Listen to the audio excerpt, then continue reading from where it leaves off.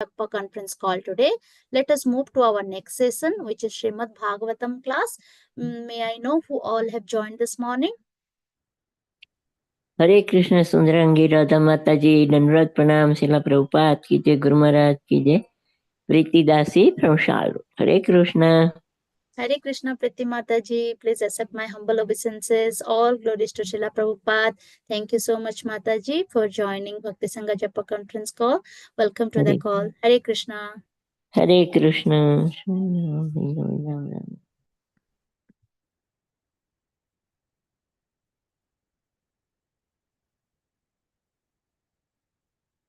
Hare Krishna. Is there anyone else who would like to introduce themselves?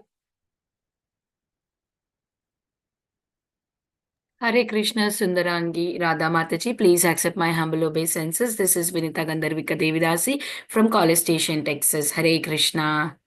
Hare Krishna, Vinita Gandharvika Mataji. Please accept my humble obeisances. All glories to Srila Prabhupada. All glories to all your wonderful services, Mataji. And thank you for the beautiful chanting.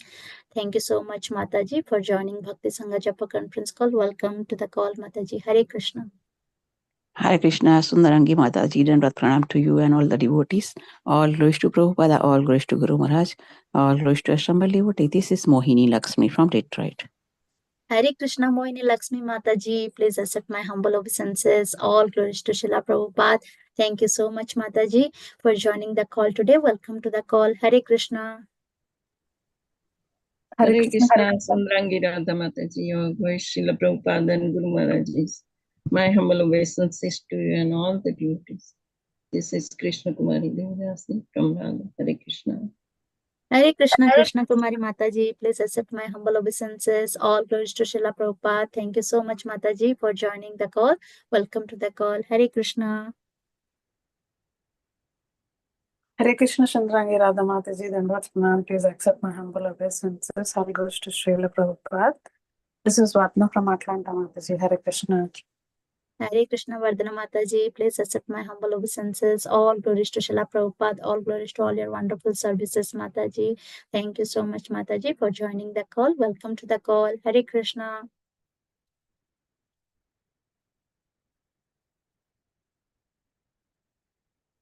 Hare Krishna. Is there anyone else who would like to introduce themselves? Hare Krishna Mataji, please accept my humble obeisances. All glories to Srila Prabhupada, Guru Maharaj and Gauranga and all the assembled devotees on the call. This is Harita from Missouri City, Texas, Mataji. Hare Krishna. Hare Krishna, Harita Mataji. Please accept my humble obeisances. All glories to Srila Prabhupada. Thank you so much, Mataji, for joining the call. Welcome to the call. Hare Krishna. Okay, Mataji, I'll start recording. Okay, Mataji. Hare Krishna. Welcome to Bhakti Sanga Japa conference call. Today we are so fortunate to have His Grace Shyam Chandra Prabhuji to enlighten us on the topic of Srimad Bhagavatam, 7th canto, 15 number chapter and text number 22. Before moving to the call, I would like to read a brief introduction about today's speaker. So here is a brief introduction about Prabhuji. His Grace Shyam Chandra Prabhuji is the disciple of Srila Bhakti Swarupa Damodar Swami Maharaj. Academically, Prabhuji holds double masters from Mumbai University, masters in analytical chemistry from Institute of Science and master in marketing management. Professionally, Prabhuji retired 2 years back as global president sales and marketing in a multinational company, and he occasionally conducts leadership training programs for corporate to motivate young leaders to achieve professional perfection based on Vedic wisdom. Prabhuji spiritually has a Bhakti Shastri degree from MIHE and is presently he is pursuing Bhakti Vaibhava. He serves Bhakti Vedanta Institute by giving Srimad Bhagavatam classes on Saturdays. On the Grihastha front, Prabhuji and his good wife Sundari Devi Dasi are married for last 34 years and are blessed with 2 wonderful Grihastha sons, namely Amarendra Prabhu and in Atlanta and Arjuna Sakha Prabhuji in Seattle. who were raised in an ideal Krishna conscious environment. Post his retirement, Prabhuji and Mataji have relocated to Vrindavan. Hare Krishna devotees, this was a brief introduction about our today's speaker. Hare Krishna Mataji, Prabhuji is on the call, Mataji. Yes, Mataji just joined. Okay. Hare Krishna Prabhuji, please accept my humble obeisances. All glories to Srila Prabhupada. Thank you so much, Prabhuji, for giving your valuable time and association to us this morning and enlightening us on the topic of Srimad Bhagavatam. Whenever ready, Prabhu, please take over the call. Thank you, Prabhu. Hare Krishna. Hare Krishna Mataji. Thank you so much, Sundarangi Radhika Mataji. Sorry, Sundarangi Radha Mataji, and all the devotees assembled here. Please accept my humble obeisances. It's feeling very nice to be part of this Bhakti Sanga today after a gap. And I seek all your blessings and prayers so that I'm able to speak something that is fitting for today's verse. We're going to discuss on 7th canto, 15th chapter, 22nd verse. I'm just putting it on the screen.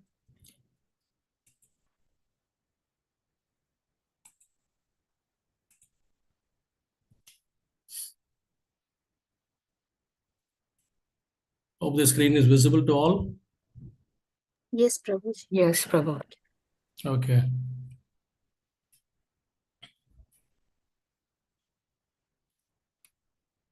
So we shall begin with all the Mangalacharan prayers. Om Namo Bhagavate Vasudevaya. Om Namo Bhagavate Vasudevaya. Om Namo Bhagavate Vasudevaya. Narayanam Namaskritya Naram Chaiva Narotamam Devim Saraswatim Vyasam Tato Jayam Udirayet Nashta Prayeshu Abhadreshu Nityam Bhagavat Sevaya Bhagavati Uttama Shloke Bhaktir Bhavatir Naishtaki. So, once again, good morning to everyone in the US and good evening to all those who are joining in from India and some other places in the Middle East. So, we'll continue our discussions on Srimad Bhagavatam. Yesterday, we had a very nice, fantastic lecture by Her Grace Kirtida Sundari Mataji on 7/15/21. So we continue more or less on the same theme where we discuss Narad Muni is sharing the instructions to Yudhishthira Maharaj on this chapter, that is instruction for civilized human beings. So today we are going to discuss on verse number 22. Asankalpa jayet kamam krodam kama vivarjanat Artanayitakshasya lobham bhayam tatavamarsanat. Synonyms. Asankalpat, by determination. Jayet, one should conquer. Kamam, lusty desire. Krodam, anger. Kama vivarjanat, by giving up the objective of sense desire. Artha, accumulation of wealth. Anartha, a cause of trouble. Ikshaya, by considering.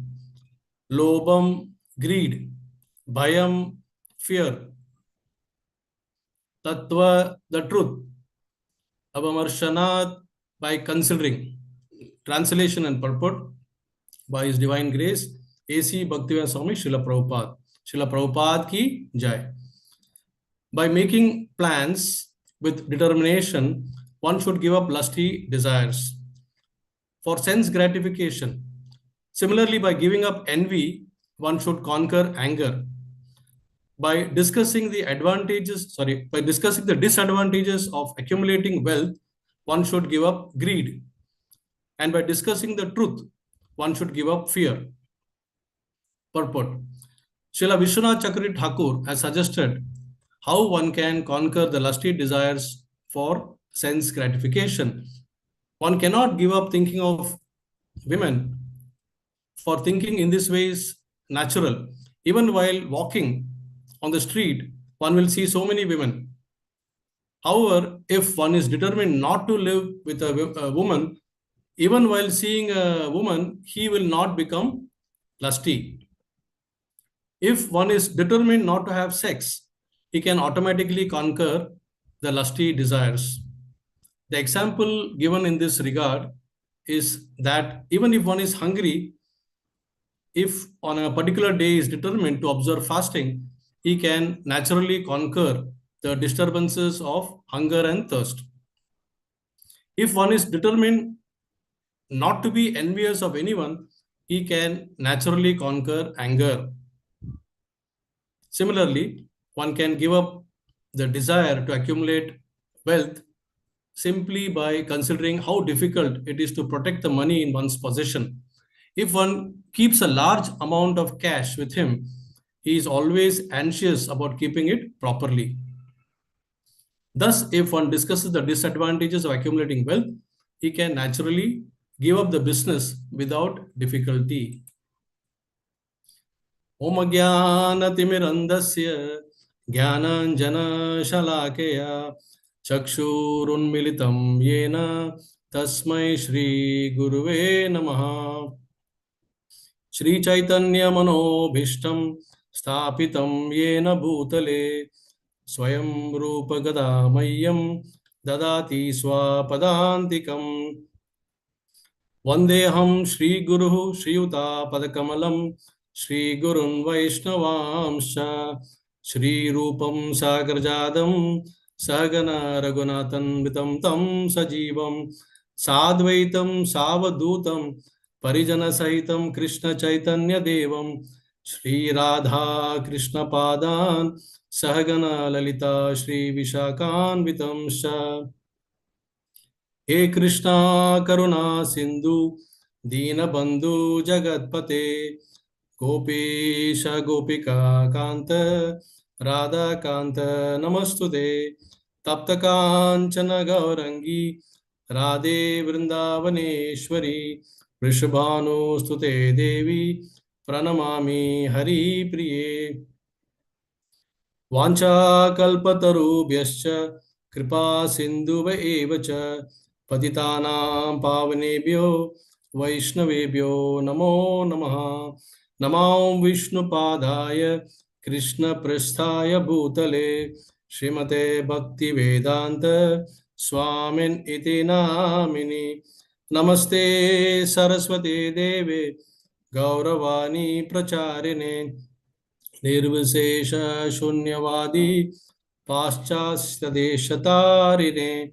Jai Sri Krishna Chaitanya Prabhu Nityananda Shri Advaita Gadadhara Srivas Adi Gaura Bhakta Vrinda. Hare Krishna Krishna Krishna Hare Hare Hare Rama Rama Rama Hare Hare.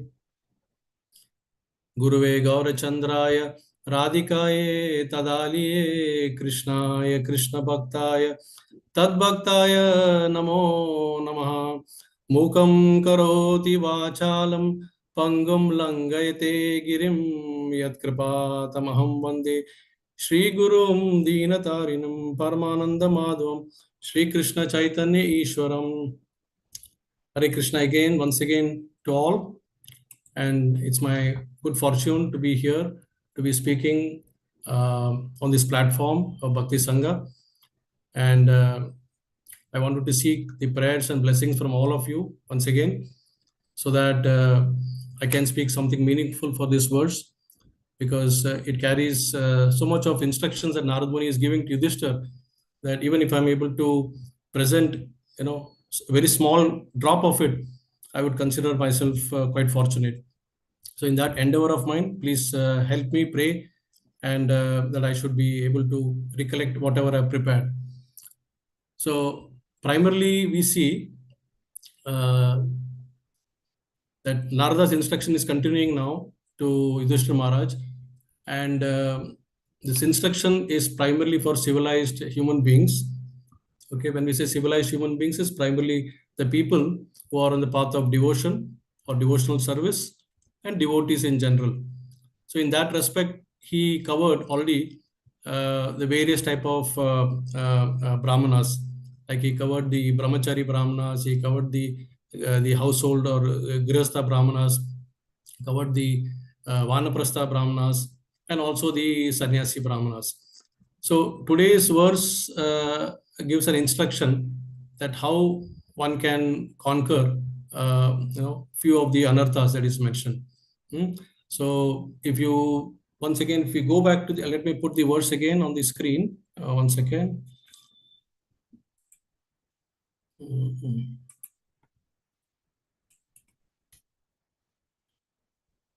So you can see here,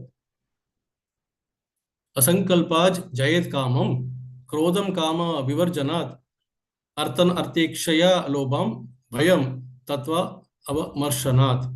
That means he says there are 4 ways, 4 anarthas are covered here, and how to get rid of them. So first thing he says in the translation is that one should give up lusty desires for sense gratification. And this is done by making plans with determination. And the word that is used for determination is asankalpaj. Okay, and then he says that one can give up, one should conquer anger by giving up envy. That is krodam kama vivarjanat. Okay, and then he says that by discussing the disadvantages of accumulating wealth, one should give up greed, and by discussing the absolute truth, one should give up the fear. So the key word, as we see here in this verse, is sankalpa. Okay, so it is mentioned that asankalpaj jayet kama. That means through sankalpa, one can, jayat is victory, one can conquer lusty desires. So I was just thinking about this word sankalpa, because the translation given here is in English, you cannot really bring out the same expression as it is in Sanskrit, because it says determination. So determination is all right, it is a translation, but it doesn't give the real impact the way that the word sankalpa gives. Because sankalpa is, like determination sounds more like a resolution. I'll do this. Like we take a New Year's resolution, we are determined. Henceforth, we'll do this. We will not do that. And again, after a few months, we don't follow that. So there is not much of, focus on determination. Whereas if you focus on the word sankalpa, sankalpa is something like a sacred determination. When we do some yajna, we take sankalpa, or say when we go on a Chaurasi course parikrama, we do a sankalpa in Yamuna that we will follow these things properly. We will not, offend anybody, sadhus. We will not do this. We will do this. We will, take the raj on our head. So this is a sankalpa. So like that, if you see, now for example, if from the scriptures we come to know that our Bishma Mahapita, he had taken a sankalpa when he was on the bed of arrows, the arrow bed when he was there and about to leave. He took a sankalpa that I don't want to leave unless I take darshan of Krishna. So that is sankalpa. So if you see close comparison of determination, it is more of an intense determination. Otherwise, sankalpa is very, determination is a very average word. Like somebody would say, a student might say that I am determined to study hard this year so that I can become a rank holder. And accordingly, the planning starts. So here, our whole effort is to plan the determination. Okay, as you see in the verse, it is given that we are by making plans with determination, we should give up the lusty desires. So even the student, for example, when he or she is planning to give an examination, and especially if it is a very important examination, career-defining examination, then the planning starts well in advance. maybe 1 year in advance. In some cases in India, especially, the planning starts even the previous year during the vacation. The students join some coaching classes, and then this is a coaching class batch. So that is the way they start. And as part of that determination, they take some sort of a resolution that this year I will not watch movies, I will not be hooked on to any television, I would not read any books, because it's all taking away my time. My focus is on ensuring that I clear the examination with in flying colors. So that way we see that we can understand the. So coming back to this word Sankalpa, we see that Srila Rupa Goswami says in Upadesh Amrit, Utsa Nishya Dhairya.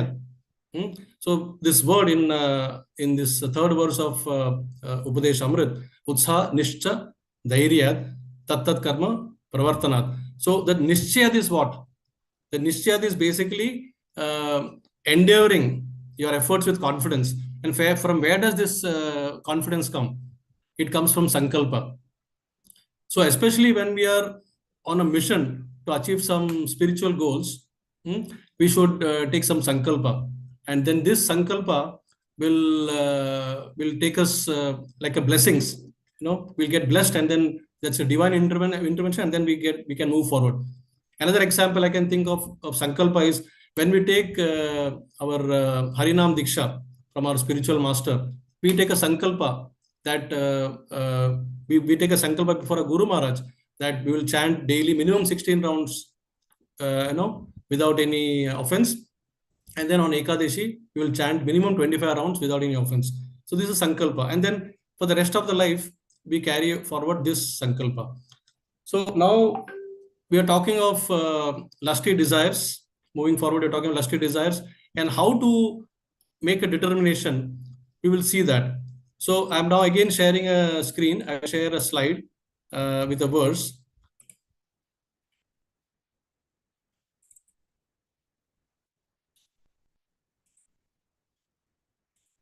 So here you can see, it's primarily, we are talking of the vulnerability of the Grahastha Brahmanas to lusty desires.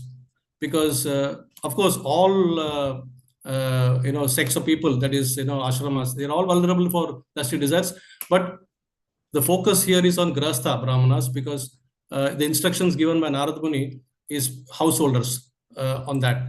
So this verse from Bhagavatam, Pumsa striyami tu nibhavametam tayor mitho hridya gratim ahu ato grihashetra sutapta vitte janasya mohayamaham mameti. So the starting point is attraction between male and female. And this whole thing is the basic principles of material existence. Okay. And on this basis of misconception, that which ties, that means the basic misconception is male and female. That is beyond the, so it's purely on the bodily concept. And based on this, we appreciate the beauty of one another. And then, knots are tied. And the male and female get attracted to the body, they get married. And once they get married, then it's like, my children, our children. And then for the sake of children, they have to work hard. Then they have to buy home, big shelter, big home, our property. Then it expands to relatives, our relatives. Then, of course, the wealth keeps on accumulating over a period of time, because for the education, then later on when they grow, for higher education, then marriage. So the wealth goes on, accumulation goes on and on. So in this way, starting from one basic illusion on the bodily concept of male and female, the whole thing revolves into I and mind. And this is a never-ending process. So one who is not satisfied with lust and greed is sure to possess anger. See, because somebody who's got lusty desire, lust will go along with anger, pride, and envy. These three are actually just going in a sequence. It goes like that. So we see here that how this particular lust, you have to understand the dynamics of lust. So the first line, that is Asankalpa Jayat Kama, which states that by making plans of the determination, one should give up the lusty desire for sense gratification. So first, let us understand a little bit on the dynamics of this lust. So lust or desire for any material enjoyment, that is bodily concept, primarily physical sex pleasure, is the greatest enemy. It's the greatest attraction. At the same time, it is the greatest enemy.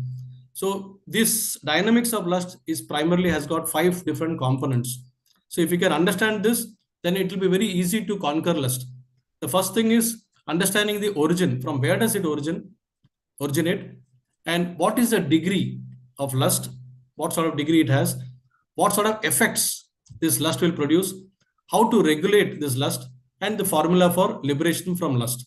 If we can understand that, if we can control lust, then remaining things would be easy to understand. So Bhagavad Gita says that the origin of lust is clearly given, that the seed is already there. Dhyayato vishayan pumsah sangasteshu pajayate sangat sanjayate kama krodho bijayate. So the starting point of lust, there's a desire coming, is basically dhyayato. Dhyayato means contemplating the objects of senses or even a person. It can be either an object or a person. Object generally leads to greed, and person, an attraction towards a person generally is lust. Person or even any other animal, living creature, it's basically a lust. So once you start contemplating upon this, then it is saying that gradually the attachment starts developing. And from this attachment, sangat sanjayate kama, that is kama, lust is developing. So contemplating on the objects of the senses, attachment develops, and from attachment, lust is developing. It's very clear. And kamat krodho bijayate, and lust, if it is achieved, you cannot actually fulfill. It's a desire, and when it is not fulfilled, then anger develops. Sometimes when it is fulfilled, then greed develops. You want more and more, dil mange more. Another verse of Bhagavad Gita says, Kamesha krodesha rajaguna samudbhava.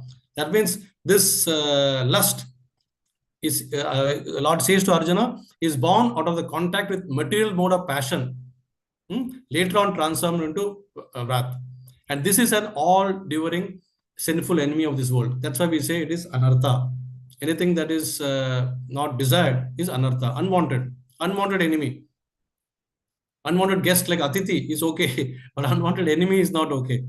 So we will see as a practical example from Bhagavatam how this has actually impacted the life of one particular person. And the person I'm referring to is Ajamila.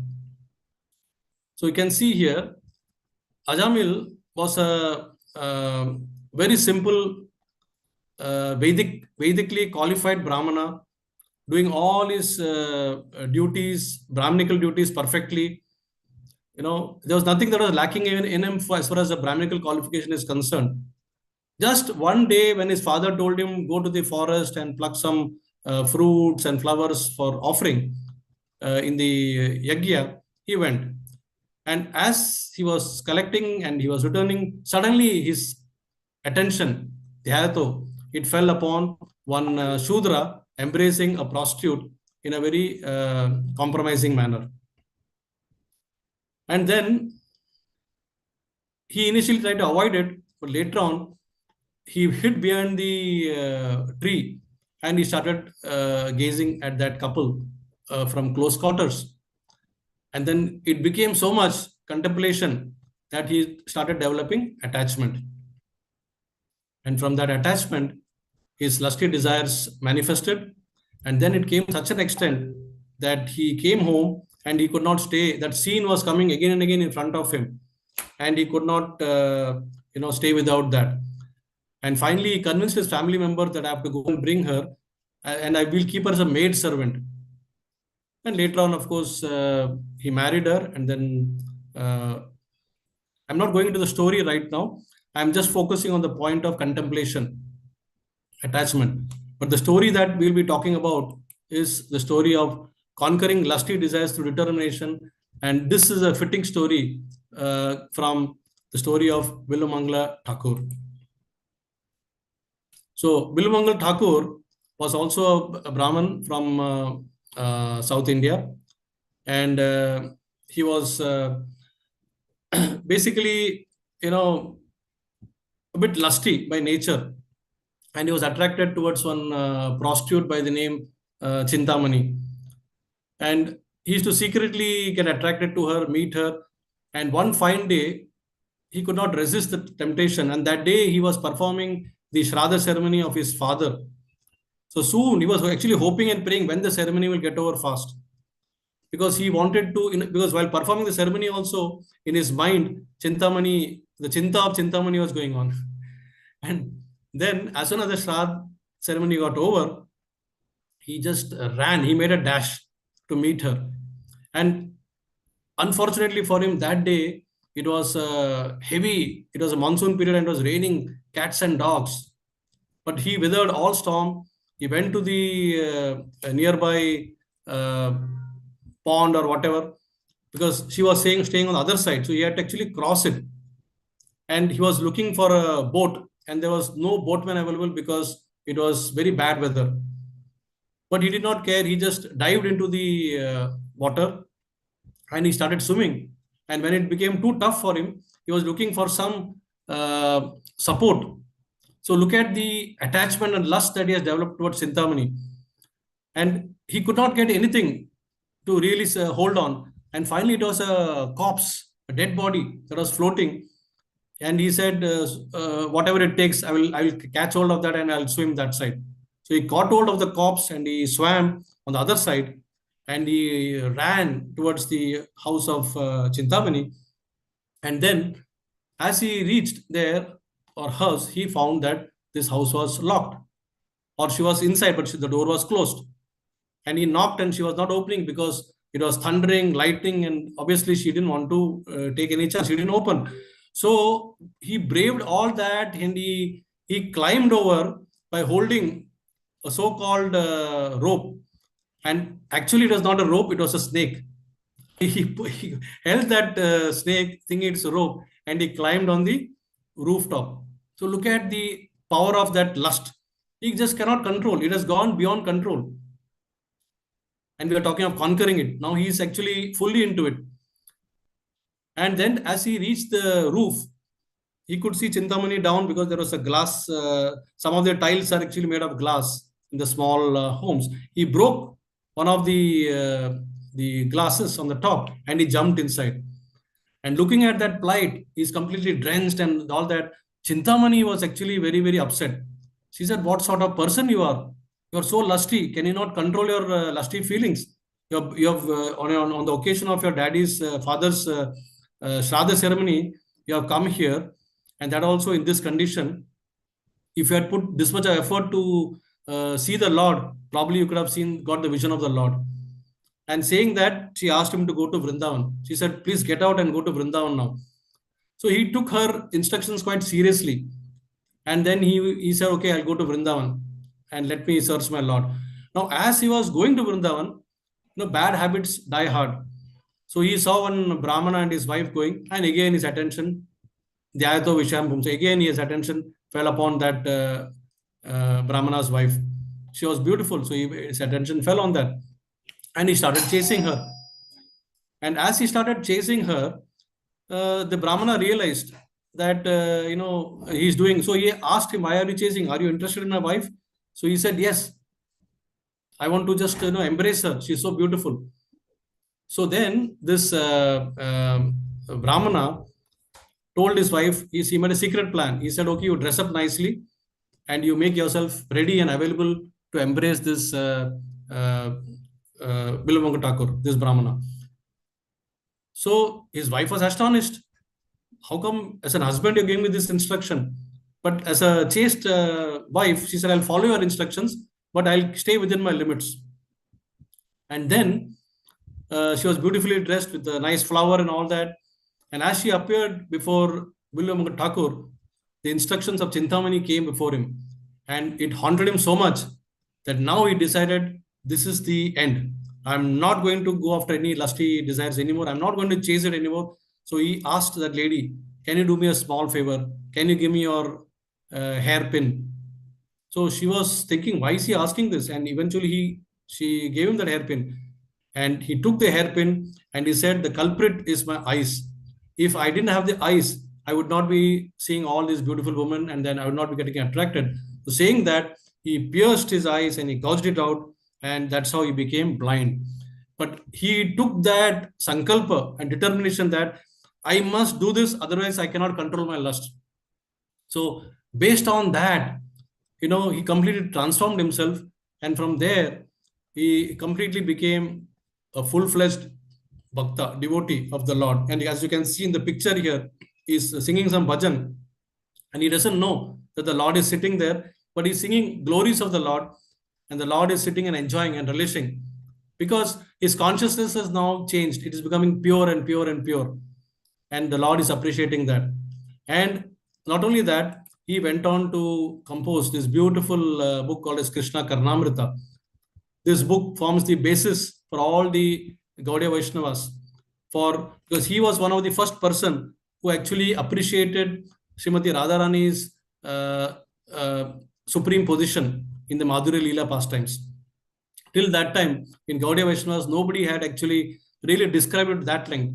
After that, all the other Vaishnavas, the Goswamis, they started actually expounding based on his realization, and they further gave their realization too. So the credit goes to Bilwanga Thakur. So he not only conquered the lusty desires, but he won over through determination that I should not be distracted in the spiritual path or by any material object. And then the Lord was so pleased that the Lord was playing the flute before him. And even though he's blind, he was trying to hold the Lord, but Lord was trying to move around here and there. And Lord Krishna actually touched his hand. And before Bilwanga Thakur could catch him back, the Lord disappeared, ran away from there. So that basically brought out even more devotion for Bilwanga Thakur, and he composed this beautiful Chaurashtakam prayer.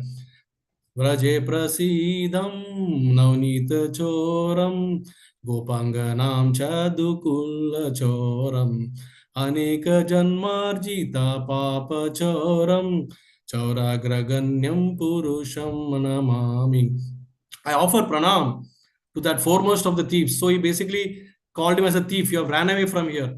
Who is famous in Braja as a butter thief, and he who steals the gopis' clothes, and who for those who take shelter of him steals the sins which have accrued over many, many lifetimes. Because he is actually realizing that his sin also has been taken away by the Lord. That is how he has composed. And this verse is the really, I would say, the heart of the entire composition. Dhanam cha manam cha tatendriyani pranam shahritva mama sarvam eva palayase kutra dhrityodya chora tvam bhakti dham nasi maya nirudha. O thief, he tells Lord Krishna, having stolen my wealth, my honor, my senses, my life, and my everything you have stolen, where can you run? I have caught you with my rope of devotion. So in other words, he's saying, I have captured you and I have put you in the cage of my heart. How can you run away from me? So this is the realization that Bilwanga Thakur has got after conquering the lusty desires through sheer determination. So this is how we understand this particular line of the verse. Then we try to understand the degrees of lust. So the seed of lust desires is a root cause. See, we are present in this material world because we wanted to have independent existence. We wanted to enjoy independent of the Lord. We wanted to be proprietors on our own. We want to imitate the Lord. So all that is part of our lusty desires. That's why we are present in this material world. So in other words, lust has got no independent existence.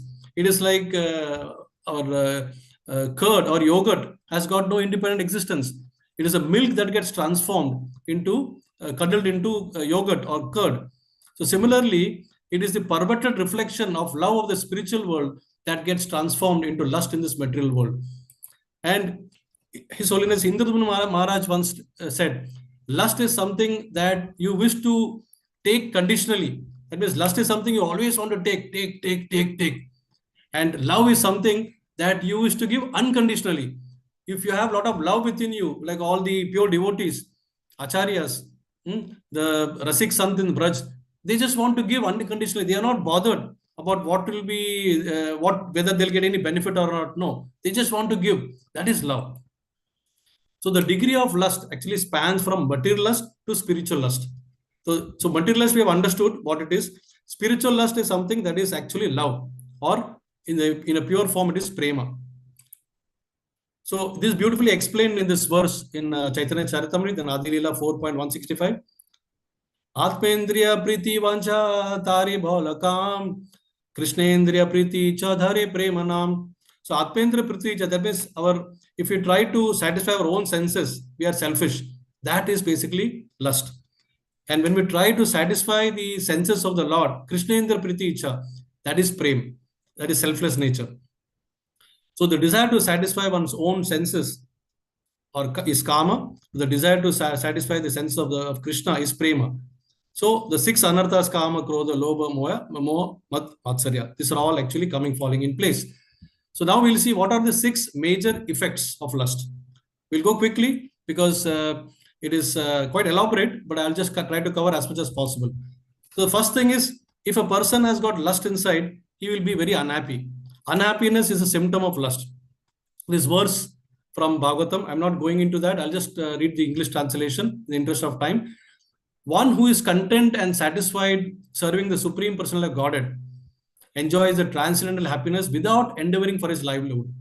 Where is such happiness for a materialistic man who is impelled by lust and greed and who therefore wanders in all directions with the desire to accumulate wealth?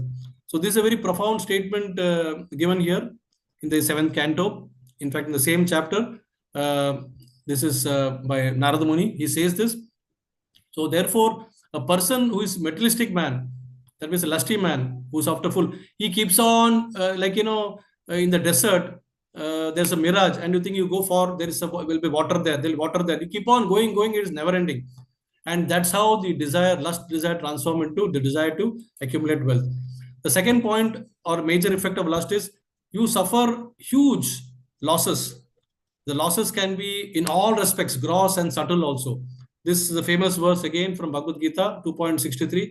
I'm not reading it. I'll read the English part. From anger, complete delusion arises. And from delusion, bewilderment of memory. And from memory, when memory is bewildered, intelligence is completely lost. And when intelligence is lost, one falls down again in the pool of material ocean.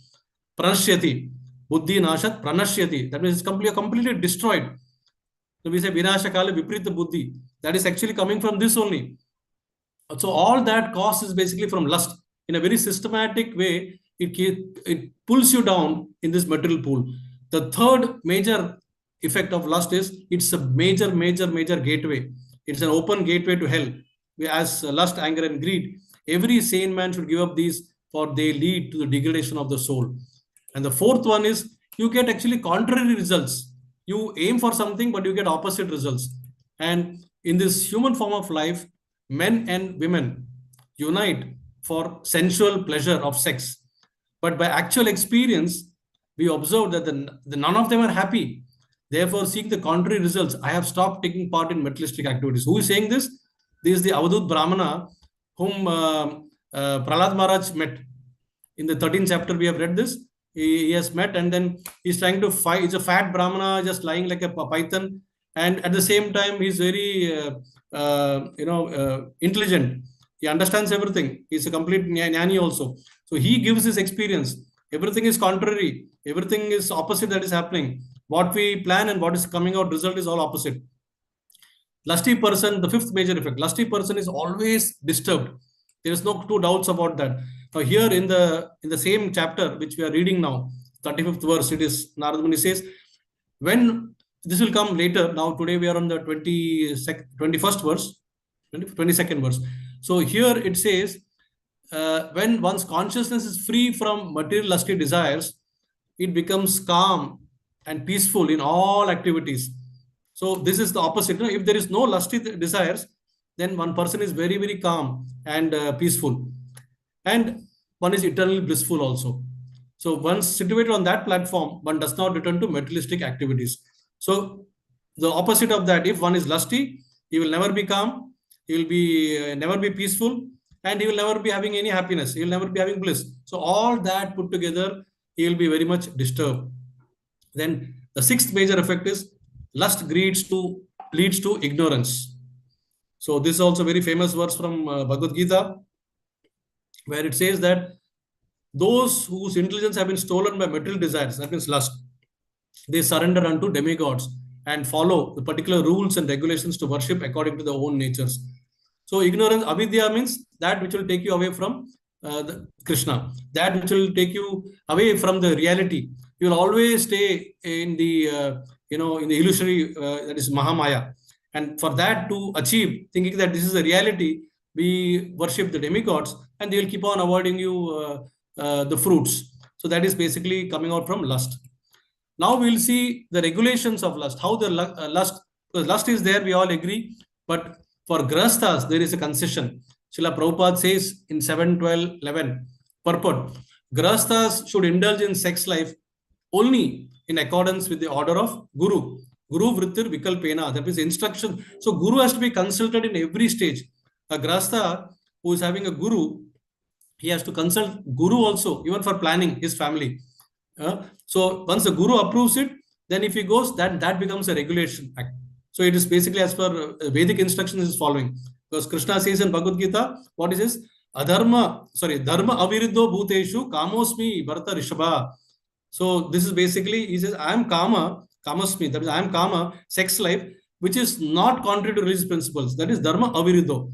So indulgence in sex life without disobedience to religious rules and regulations constitutes a religious principle. That is allowed. So a grahastha can engage in procreation provided he is following the rules and regulations and he wants to procreate Krishna conscious children. As simple as that. So then, of course, the last point here in regulation is determination, which today we are studying in today's verse. By making plans, we can give up lusty desires for sense gratification. Now we will see how one can get liberation from lust. Okay. Now the first point is lust can actually, it's very difficult to get rid of. So the only way it's possible is complete absorption. Like the gopis, they conquered lust by transforming it into spiritual lust. That is basically prema. So great absorption towards the Lord in parakya bhav can transform, because our propensity is there. Now if I just divert that and I put Krishna in the center and transform everything to Krishna, I give back everything to him, then that becomes love. Then I've got no time to enjoy the material other objects. Now take the case of Namacharya Haridas Thakur. When the prostitute came and tempted him several times, what did he do? He did not refuse to her. He said, you just wait, I am chanting now. And I am so much attracted to my holy name, the chanting, that once I finish the chanting, I'll give you some time. So like that, he didn't have time because he's chanting all the time. So he went on chanting. And by the third day, this prostitute also became a devotee. She got converted. That's the power of the holy name. So that is how one can, a lusty prostitute then becomes a big devotee also. And then another way we can do it, servitude. Like Prahlad Maharaj, whatever he learned in the womb, in his mother's womb, from Narad Muni, he has put here the 7.7, 32 and 33. He says, Hari sarveshu bhuteshu bhagwan asta ishvara iti bhutani manasa kameshte sadhu manayet. That means one should remember that Supreme Personal Godhead as Paramatma is situated in every living entity's heart. So once I know that as a basis, then everyone should be offered respects. As if I'm seeing the Lord, I'm taking darshan of the Lord. Externally, I'm seeing some person, but inside I must think, oh, Lord is sitting there. The Lord is watching me. So let me first pay obeisance to this that personality of Lord inside. So once we get into that mood, then Prahlad Maharaj says that evam nirjita sadvarge kriyate bhaktir ishvare vasudeve bhagavati yaya samlabhyate ratihi. By doing these things, that is the way that you respect other person as a Paramatma sitting inside his heart, one is able to cut down the influence of enemies, namely lust, anger, greed, illusion, madness, and jealousy. And once thus situated, one can render service to the Lord. In this way, one can surely attain the platform of loving service of the Supreme Personality of Godhead. So this is how we get liberated. And then Rupa Goswami outlines 64 limbs of Bhakti, which if one follows, is a sure shot solution to come out of the lust. Out of the top 10 are Guru Padashriya, Diksha, Guru Sevana. That means you take shelter of Guru, take Diksha, Guru Sevana. That means I do service to my Guru. Sadharma Siksha Pricha. I carry out the instructions. Whatever instructions my Guru has given me, I do prachar of that. Sadhu Marganugamana. That means I follow the footsteps of all these great sadhus. Mahajanayeno Kataso Panta. So when I follow in this way, then what happens is further substantiated by this in Madhya Leela of Chaitanya Charitamrita. Sadhu Sanga Nama Kirtana, Bhagavad Shravana, Mathura Vasa Sri Murti, Shraddhaya Sevana. Then these 5 also, if I do, I take association of the sadhus, I constantly chant, I do chant and I do Nagar Sankirtan also. Then Bhagavad Shravana, that means remembering the Lord, all the 9 processes of devotional service, if I do properly, and then daily I devote some time for reading Bhagavatam, then I stay in a holy place. What more than Vrindavan? So I stay in Mathuravas. Then I do service to the deities, Shri Murtir Sevaya, with full Shraddha. If I do that, then it's a sure shot solution to come out of lust. So absorption in the above aspects of bhakti will leave no time for us for lust. And Narottam Das Thakur also sings, which Her Grace Kirtya Sundari Mataji also sang yesterday, Krishna Seva Kamarpana. That means if I engage all my, whatever lust I have in my mind, I convert that into my engagements to serve Krishna, Krishna's devotees, then I'm purifying my consciousness, then gradually lust gets transformed into bhakti. We come to the second point of the verse, Krodam Kama Vivarjanat. So Krodam Kama Vivarjanat means basically envy. So basically by conquering envy, by giving up envy, I conquer anger. So envy, if you see, this word is very interesting. Envy. There is envy in between envy also. So envy is basically, envy is no vacancy to Goloka. If you have got envy, then be sure that you have no vacancy for Goloka. And EY is basically entry to Yamalok. We are sure short, if you have envy, you will enter into Yamalok. So I see this as basically a sandwich. Yeah? A sandwich in which there is a poison in between. Imagine if somebody is feeding you a sandwich and inside quietly there is a poison. What will happen? We will be completely collapsed. So this envy, dear devotees, is like a poison. It is sandwiched inside this word envy, and we have to be very, very careful, and we have to get rid of this. And there are several symptoms of envy which are given in the Bhagavatam.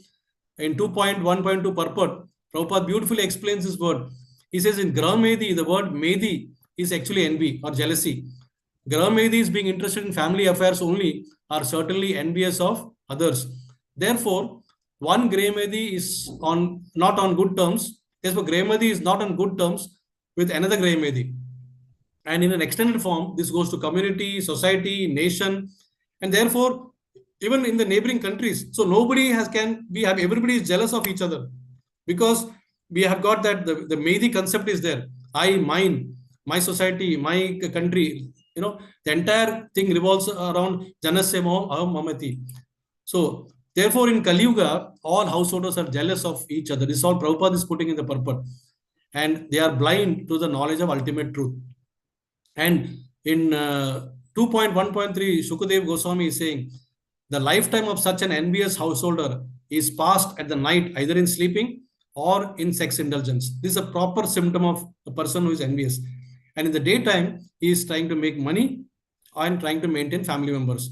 So you can see what he's doing in the night and what he's doing in the day. In this way, he's passing on his life. So we will discuss a very good pastime in this connection of enviousness of by the person Gopala Chapala. Gopala Chapala is appearing in this Chaitanya Charitamrita, Adi Leela, from 17.34 to 59. So we'll quickly discuss this pastime. So Mahaprabhu is actually having Nagar Sankirtan, Kirtan in the house of Srivas Thakur. Tabe Prabhu Srivasera Grehe Nirantara Ratre Sankirtan Kaila Eka Samvatsara. That means for a complete, 1 full year, he is doing this Sankirtan in the night time. And this is happening in closed doors. It's happening in closed doors because other people who are actually non-devotees should not enter inside. The whole idea is It is not meant for non-devotees. It is not meant for envious people. It is not meant for Pashandi. Pashandi means non-devotees. So this envious Gopala Chapala, how he is blaspheming Srivas Thakur and what is the outcome he is facing and how does he come out of it? We will just quickly discuss. So, Pashandi Hasite, I say, na Pasha, na Paya, Pravesh. That means such people did not get entry, no Pravesh for them inside this closed door Sankirtan that Mahaprabhu has organized in Srivas Thakur's house. So, one night, what this envious Gopala Chapala did, okay, he is the chief of non-believers. He was also very talkative and very rough in his speech. He placed all the paraphernalia which are meant to worship goddess Durga or Bhagavati outside the home of Srivas Thakur's door. So what all he kept in that paraphernalia? He kept odorful, that means red color flower, turmeric powder, vermilion, then red sandalwood paste, rice, and a pot of wine. So all these are typical paraphernalia which are kept to worship Durga. Okay. So what did he want to do? He kept this so that to prove that Srivas Thakur was a Shakta. Shakta means somebody who is worshipping Bhavani or goddess of Durga. So there are Shakta worshippers in Bengal and there are Vaishnavas. And they too never get along well. Because the Shaktas always criticize the Vaishnavas because they worship Vishnu. And the Vaishnavas are not in good terms with Shaktas because they are demigod worshippers of goddess Durga. So this Gopala Chapala was so envious of the name, fame that our Srivas Thakur was getting over a period of time from the entire villagers, that he wanted to teach him a lesson by falsely implicating him in this way, so that people will say, oh, this person who is acting like a Vaishnava actually is a Shakta. So when Srivas Thakur found out on the next day morning, he found that basically, one second, he found that all these things which are kept there, and then there are people in the neighboring, with the village people, they are all coming and asking, oh, Srivas Thakur, what is all this? So Srivas Thakur was so humble, he said, yes, I'm worshipping all this and I'm a Shakta. So instead of denying or instead of disputing it, he said, I'm a Shakta. But the villagers knew that he's not a Shakta, he's a Vaishnava. So they were keen to know who has done this kind of dirty things. And then it was found out that it was Gopala Chapala who has done that. And within 3 days, Tina Dina Rahi se Gopala Chapala Sarvange Hoila Kushta Vahe Rakta Dara. That means within 3 days after this act, he was inflicted entire body with what? Kushta. Kushta rog is leprosy. And everywhere it is oozing. Raktadhar, the blood is flowing everywhere, all over his body. It was such a hopeless condition that because it is contagious, he had to leave the village and go and settle somewhere in the banks of Ganges. And he was praying, and nobody was coming even near him. Until one day, Mahaprabhu was just passing by to take bath in Ganges. And at that time, this Gopala Chapala is actually begging before him. Oh, my dear nephew. Nephew means in village, everybody is like uncle and nephew. So, my dear nephew, you're the, so he now is recognizing the Supreme Person like Godhead. He says, you're the Bhagwan and you're doing Udar for everybody in the village. So, please do Udar for me. Please cure me of this leprosy disease. See what I'm inflicted with. But Mahaprabhu was very angry. He said, but you are an offender. You have offended at the lotus feet of Srivas Thakur. So therefore, I will not excuse you. Okay? You must first go and beg at the mercy of Srivas Thakur. And in case if he is forgiving you, if he is blessing you, then only you will be freed from all the sins of your reactions of your previous sins. So in this way, so what happens is now we can see that Gopala Chapala has realized that because of his enviousness towards Srivas Thakur, all these things happened. So he gave up their envy. So he gave up their envy, and thus he conquered his anger also. He became very, very humble, because normally when we are, envious, then anger will also there, pride, everything will be there. And when we conquer anger, then we become very humble. So in the humble state of mind, he went and he begged before Srivas Thakur that please forgive me. I am a big offender of yours. Please forgive me. Srivas Thakur, being a Vaishnava, immediately said, no, I have no offense at all. You have not done anything. And immediately forgave him. And that's how actually he came out of it. So that is how actually we understand Now we come to the third point, that is giving up greed. So giving up greed, that is the third point, that is artha anarteksha lobam. That means we have to basically, the person who is interested in accumulating wealth, we have to somehow discuss with him the disadvantages of accumulating wealth. What are the drawbacks of accumulating wealth? So here we can say that the scriptures are saying that greed is actually a cousin of lust. This is basically a greed. I want to accumulate more wealth. But the only difference is lust is directed towards a person. When I say lusty, I'm actually lusty towards a person, or and greed is towards an object or something that is money and property, something like that. So here when we talk of wealth, lobam towards the wealth, what is wealth?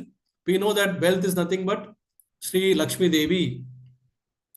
So if somebody is greedy after Lakshmi Devi, then where is Lakshmi Devi's position? Lakshmi Devi's position is at the lotus feet of Lord Narayan. How can you take her from the lotus feet of Narayan and then try to enjoy and accumulate? That becomes Ravana propensity. You become a demon. So Prabhupada says that Ravana was so much, wealth oriented. He wanted to become so much rich that entire Lanka he wanted to make Swarna Lanka, to such an extent that he made a tunnel from Lanka to present day Brazil to smuggle all the gold. And from there, he made Swarna Lanka. So person can do anything when it comes to that level of, because he gets puffed up. The whole idea is he gets puffed up. So that becomes a major disqualification. Wealth is a major disqualification. So here, Kunti Devi is giving us a solution. She says that Janma Ishwarya Shruta Shribir Eka Edamana Mada Puman Avarat Naivarti Abhitatum Vai Tom Akinchana Gocharam. So, my dear Lord, your Lordship can easily be approached only by those who are materially exhausted. One who is on the path of material progress, trying to improve himself with a respectable parentage, great opulence, that means wealth, high education and bodily beauty, cannot approach you with sincere feeling. That means a wealthy person, he may apparently come to the temple, he may show the power of his wealth by giving a lot of donations, and he may want to be an important member in so many organizational activities, even for the temple. But the sincere feeling, Kunti Maharani is saying, will never come up. And Srila Prabhupada is substantiating that by saying in the purport, all materialistic men are mad and they become artificially puffed up, intoxicated by such temporary positions. Consequently, such materially puffed up persons are incapable of uttering the holy name of the Lord by addressing him feelingly, like the feeling of, oh Govinda, oh Krishna, that is crying feeling, the feeling of crying can never come. When His Holiness Gaur Govind Swami is saying that you have to cry for Krishna when you chant, that feeling will come only when you are deprived of everything. You are left with nothing. You are like a beggar on the street, impoverished condition. So that is the kind of thing. So when somebody is wealthy, he has to understand the disqualification, the disadvantage of having. Okay, it's all right to have wealth to an extent, as yesterday Mataji mentioned, Her Grace Kirtya Sundari Mataji mentioned that you can have to an extent of your need. You have to draw a point of need. But if you go to the extent of want, your want will never cease. A 2-bedroom hall, they would want to go for 3-bedroom hall, then they would want to go for a villa, then a palatial accommodation, 1 car, 2 cars, 3 cars. It's a competition. It will never cease. Objects you want to have more and more, because your frame of reference is your neighbor. Neighbors, what is that? Neighbors envy, owner's pride. So your neighbor, if he has got 1 car, I want to have 2 cars. So this will go on, and this is a puffed up, mad, sequencing of events. So such a person would not be able to have a sincere feeling of crying. Therefore, we have to follow Rupa Goswami's instruction. If somebody has got wealth, follow Yukta Vairagya. Nirbande Krishna Sambande Krishna Yukta Vairagyam Uchate. That means use everything in the service of the Lord. Okay. If you have wealth, donate. Donate with the intention that if suppose there's a temple coming up in the vicinity, the temple is going to help thousands of people becoming devotees, or if there is going to be a prasadam distribution for so many people, or if you're going to have a big program and inviting more people at home. So we should try to spread. Wealth is, you're fortunate. You're not the proprietor. You're not the owner of the wealth. You're only a custodian. You have to take the mood that we are the custodian. Krishna is Bhoktaram. Bhoktaram Ekatapasam Sarvalokam Aishwaram. So who am I in front of him? So when I get that feeling, I'm only a custodian. I'm fortunate that I've got that because of my pious activities in the previous life. If I think that way, then I should try to do udhar through spiritual activities using my wealth and transforming. So in this way, this can be easily conquered. Then finally, we come to the last point. I'll take maybe 5 minutes more. The last point is discussing about the tattva, that is absolute truth, to dispel the fear. Bhayam tattva avamarshanaat. So, what is the greatest fear that we all, living beings have? The greatest fear, dear friends, is always going to be fear of death. The biggest fear is fear of death. So, there can be no better person than Sukdev Goswami, in my opinion, because Sukdev Goswami has given us so much that also the time of dying, 7 days available for him to die, and he's asking this serious question to the sages: what is the duty of everyone in all circumstances, and what is the specific duty of one who is about to die very shortly? So this is because, see, everybody who is going to die, there's a fear. So how does one overcome the fear? So Sukdev Goswami answers that in 215. He says, Tasmad Bharata Sarvatma Bhagavan Ishvaro Hari Srotvaya Kirtitavyascha Smartavyas Chechattabhyam. That means, O descendant of King Bharata, one who desires to be free from all miseries must hear about and glorify, and also remember the personality of Godhead, who is the super soul, the controller and the savior from all miseries. This verse is the nutshell of the entire Bhagavatam. I'm sure all of you will agree with me. This verse is nothing but Bhakti Yoga. Because in a first nutshell, that he has given in one shot everything, and then this opens up the entire Bhagavatam. Entire Bhagavatam is spoken based on this verse, and we are so fortunate to receive it because Parikshit Maharaj, not that Parikshit Maharaj was fearing. He actually has done this on behalf of the conditioned soul who fears death. Parikshit Maharaj is already liberated. So he has done this only for our benefit, and thanks to this pure devotee, another pure devotee, Srila Sukdev Goswami has spoken, and the entire Bhagavatam has come before us. So in this way, we can say that we can distribute each of this, various aspects that we have discussed today. And so all the anarthas, can be carefully thought about. And a devotee must also do introspection. It is not that just we learn something and then, it's not easy to practice because these things are all very hard nut. From time immemorial, it is actually embedded into our hearts. So the best way is to serve. When we serve our Guru, when we learn from a senior devotee, from Vaishnava, automatically all these anarthas will go away. And then, as Narad Muni tells to Yudhishthir, our life can be glorious. Only when we follow this, we are actually qualified to be called as civilized human beings. And this instruction is for civilized human beings. Dear devotees, I'll end here. I'm sorry I went slightly over time, I think. So I'm ending here. Thank you so much for a fine association. And if there are any questions or comments, please come forward. Hare Krishna. Hare Krishna, Prabhuji. Thank you so much, Prabhu, for the wonderful, wonderful class, Prabhu, for so many instructions. Sankalpa. And Sankalpa means, you said, interdetermination, intense determination. And you said how the lost can destroy everything. Like you gave the example of Azamila, and you showed how Bilwa Mangal Thakur, how he conquered lost with strong determination. And how he sought to Krishna by taking all the instructions. Means he took that instruction of Chintamani very seriously, and he dedicated his whole life to Lord, and he perfected his life. And you said also how the lost is there, means love is there in spiritual world, and it is the perfected reflection what we are seeing here in this material world. And And you said so many nice verses, Prabhu, but the nama and kama you said, that was so beautiful, Prabhu. Kama means desire to satisfy our own senses, but nama is to whatever we do for the pleasure of the Lord. That is so beautiful. Thank you so much, Prabhu, for the wonderful class. Yes, Prabhu, there are some devotees who are raising hands for questions and realization. Do you have time, Prabhu? Thank you, Prabhu. Yeah, Hare sure. Krishna. Please go ahead. Hare Krishna. Saswat Agrawal Mataji, please go ahead. Hare Hare, Krishna.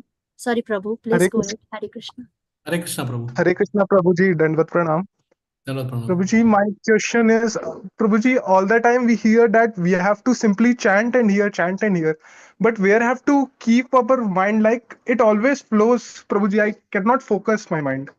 Prabhuji, like I am chanting, but I am thinking anything else, like it is going. Not able to focus and not getting Krishna Prem, not developing. It is just robotic chanting, Prabhuji, mechanical chanting, not getting, Prabhuji. Please help. Hare Krishna. Dandavat Pranam. Hare Krishna. Thanks for your very, I would say, apt and practical question. Many of us face this situation. Since how many years you have been chanting, Prabhu? Prabhuji, 1 year. It's almost Okay. 1 year. Okay. So I am a actually, college student only, Prabhu. I've sorry? started. I am a college student only, so I Okay. have started recently only, Prabhuji. Not Yeah. very much. Yeah. So actually, it's a process. It's a very scientific process, and it takes time. And because especially when we are doing many activities, first of all, His Grace Mahatma Prabhu says one very nice statement, and that I think has embedded my heart also and brain also, because I attended his workshop some 25 years back. He says that chanting is basically an appointment with Krishna.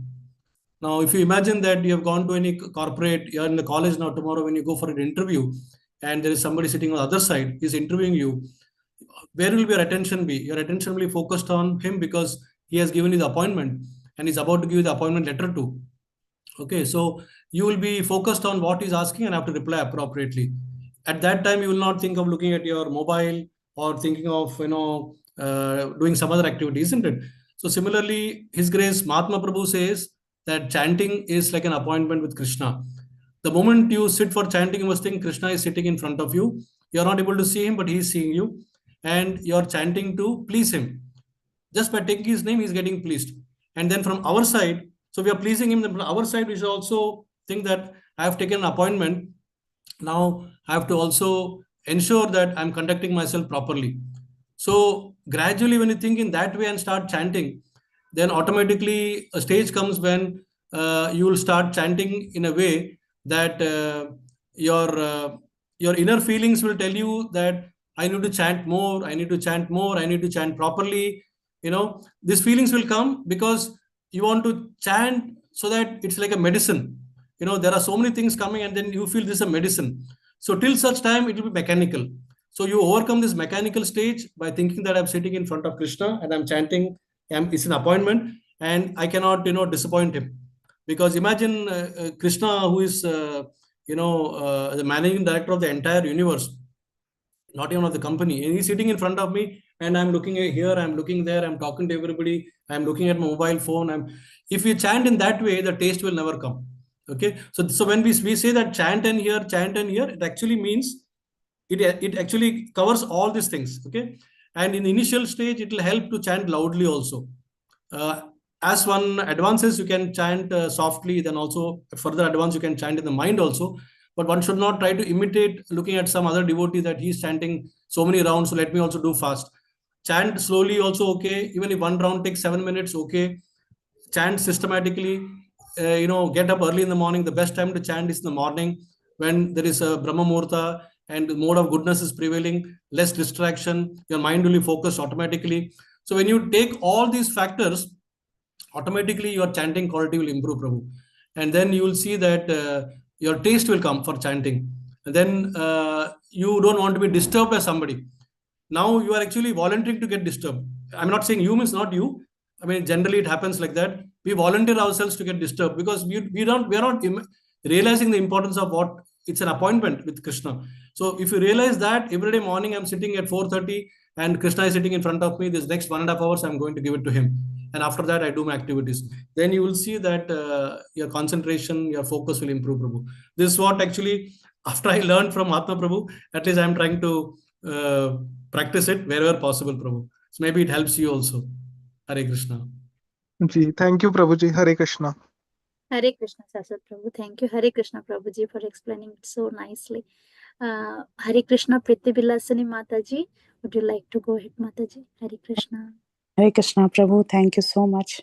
Such a beautiful systematic class with nice PowerPoint presentation that was easy to follow. It was so nicely flowing, Prabhu. The contents, everything from Srila Prabhupada's purport, every word from the translation with appropriate examples of people who were able to conquer each of these anarthas by their example and their life story. Thank you so much, Prabhu. And also so many verses from Srimad Bhagavatam relating to each of these instances. Such a systematic and thorough presentation. We are so grateful for your association. Really enjoyed the class so much. Prabhu, I did have one question. It was so nice starting from the definition of what Sankalpa is. You took off the class and you were giving so many examples. What would be the, I don't know if I missed it, but I just wanted to check with you, what would be an appropriate example of giving up envy? By giving up envy, one should conquer anger. Like, is there any like story that I can relate to that way? I don't know if you I missed it, because I could have missed it, but please, do you think of any character? Yes, Mataji. First of all, thanks for your compliments, and I have to thank you for giving me this opportunity to serve Bhakti Sanga today. So I covered one example, which was Gopala Chapala. So Gopala Chapala was very envious of Srivas Thakur, and then that led him to the thought that I must defame Srivas Thakur, and he did all sorts of rubbish activities outside his door, like putting all the paraphernalia of a Durga worshipper, and then eventually everybody came to know that was him. And so because of this envious nature, he was inflicted with leprosy. And so this envy and anger go hand in hand, Mataji, because a person who is envious will always have anger. So for him, it was a combination. He was envious, and then he was also angry upon he could not bear the fame that Srivas Thakur was getting in the village. Yeah. And then after he was inflicted, he realized what mistake he has made, and he was trying to ask for forgiveness with Mahaprabhu, and Mahaprabhu did not forgive him. He said, for 100 million lifetimes, you will be rotting in the hellish planet. That is the kind of punishment that Mahaprabhu said. So forget about this leper and all those things. You'll suffer more. And then subsequently after Mahaprabhu, then Mahaprabhu said that, and he went for his sannyas. Mahaprabhu took sannyas after that. And later, after some 2-3 years, again Mahaprabhu, when he met him, this time he begged again. He said, I want to become your follower. I want to follow the lotus feet and all that. So Mahaprabhu gave him, made him his disciple also. And Mahaprabhu said that the condition I am putting is you have to ask for forgiveness before in front of this the elevated Vaishnava, that is Srivas Thakur. Yeah. So he went and he fell. He said, if Srivas Thakur is forgiving you, I have no problem. So in this way, he basically, so when the problem comes, he realized it through the mercy of Mahaprabhu, and then he actually gave up envy, and then automatically anger also subsided. Right. So I don't know whether I was able to properly explain yes, during the class, but I think probably that must have triggered this question in your mind also. Yeah. I was also thinking, Prabhu, this, by envy, we are removing anger, but how do we remove this envy? I understand, like you also mentioned in the class, it is also one of the reasons why we are here, the main reason we are here in this material world. Yeah. And it is so, we don't even realize it's envy, right? Most of the time, at least for myself. Correct. I'm just thinking that I am dissatisfied with whatever this person is doing, but I I don't realize maybe the root cause is envy, but I can't accept that I'm envious, right? It's so hard to accept you're envious. I don't know how to. I I know think introspection is right, you said in the end. no, I think your point is extremely valid. Your point is extremely valid because most of us actually we are able to identify anger through our actions. We're able to see greed again through our actions. Okay, and but somehow so kama krodha. So lust also we can see. Sometimes it's a we have made a mistake and then inside there's a guilt of the lust. So kama krodha, lobha also we know, krodha also we know, moha, mad matsarya. So envy is actually very very subtle inside. It is actually sometimes I feel it is sitting on each and every other anarthas also. Like so like sitting on this, it is making you do that. Sitting on this, it is making you do this. Sitting on this, it is making you do that. So I think it is very very subtle because even sometimes you might be doing good deeds again in envy also, and the outsider cannot make out. Is it not? Right, We have all seen that because it is not necessary that I must do bad things only.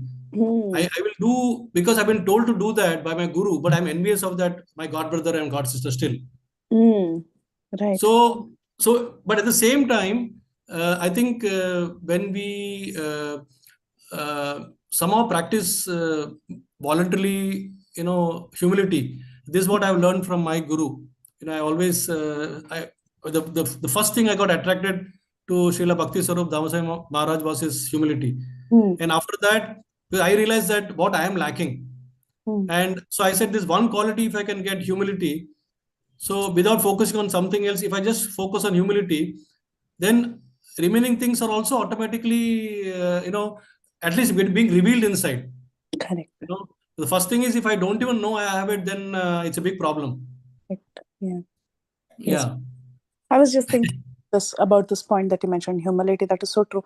If I think I'm nobody, if I really realize that I'm nobody, then why would I be envious of someone? I mean, it doesn't make sense. Like, what adhikara do I have to be envious? Very true. Very true. Yeah. Very true. Yeah. So nice. Thank you so much, Prabhu. What a deep class it was. Thank you. We are so grateful to you. Thank you for coming on this forum and presenting and making our morning so beautiful. Thank you, Prabhuji. Thank you, Mataji. I'm indeed very thankful to you. You invited me on this platform. You gave me an opportunity to serve all of you. I really have to thank you because I take it as my own purification. Thank you.